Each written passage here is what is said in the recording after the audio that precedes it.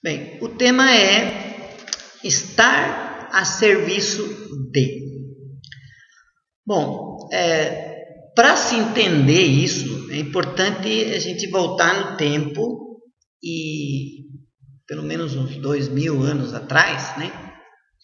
Onde as famílias viviam como um clã, né? Existia o patriarca, né? os anciões do clã, depois tinha os pais, os filhos, os soldados e tal, tal. Então existia uma hierarquia dentro do clã. Então, o que acontece aí? As pessoas mais novas, elas vinham com uma incumbência de manter a existência do clã e prover aquilo que fosse necessário para a sobrevivência das pessoas e a garantia da continuidade do clã. Tá certo? Então, as pessoas mais novas, elas sempre estariam a serviço do sistema. Tá certo? Então, isso ainda está tremendamente funcionando dentro da nossa dimensão anímica. Então, vamos citar alguns exemplos para vocês entenderem isso.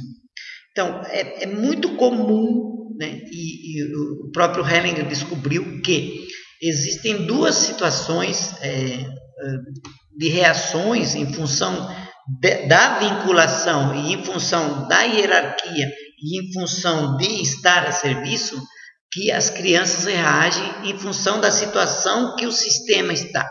Então, imagine uma criança de 4, 5 anos, né, que está vendo o pai morrer de câncer, tá certo? E o pai está sofrendo muito, e a criança também, a mãe também, os outros irmãos também. Está uma situação muito complicada na família, a família depende da subsistência dela, né? As outras crianças ainda são jovens, né? Também, então a renda que o pai traz para dentro de casa para a subsistência da família está em risco. Se o pai morrer, não se sabe como a família vai ficar. Imaginem essa situação. Bom, aí a criança pode tomar a seguinte decisão: papai, eu morro por você. Então, eu por você.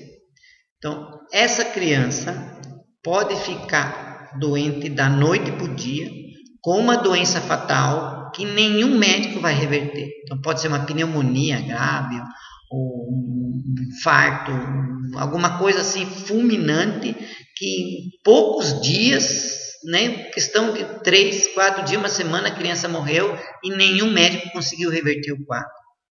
Isso é muito comum de acontecer, muito mais do que se pensa. Então, quando a criança percebe que a família está em risco, ou que um membro da família está em risco, ela literalmente coloca aquilo que ela tem de melhor dela, que é a única coisa que ela possui naquele momento, é a vida dela. Então, ela dá a vida dela para tentar salvar a vida do pai. É óbvio que isso não funciona, porque o pai vai acabar morrendo e a criança também. Então, ao invés de um morto, nós vamos ter 2. Mas na inocência, na reação, dentro desse processo de vinculação, de hierarquia, né, e de dependência, a criança toma essa atitude com maior amor. Ela morre literalmente por amor. A outra forma de reação é eu também com você. Então, assim, se ela não conseguiu fazer isso, ou se o pai acabou morrendo e ela gostava muito do pai, ou vamos pôr uma outra situação, que ela ama muito um avô e o avô morreu tragicamente, então essa criança pode também afirmar: vovô, eu também morro com você. Né? Então ela vai também desenvolver um processo muito forte e ela acaba morrendo para acompanhar o vovô, porque ela quer ficar junto com o vovô. Então, eu por você ou eu também com você. São essas duas formas que as crianças reagem na tentativa de manter o sistema, na tentativa de melhorar o sistema, na tentativa de conseguir dar continuidade para o sistema, né? Elas reagem. Então, eu estou dando esses exemplos para vocês entenderem que na nossa dimensão anímica não existe lógica e não existe racionalidade. As ações simplesmente são tomadas, levadas pelas emoções, levadas pelo sentimento. Então, o sentimento não age em função da racionalidade, em função da lógica. Ela não age em função da mente, do uso da mente, do racional. Ela age em função simplesmente da emoção que está levando ela naquele momento, né?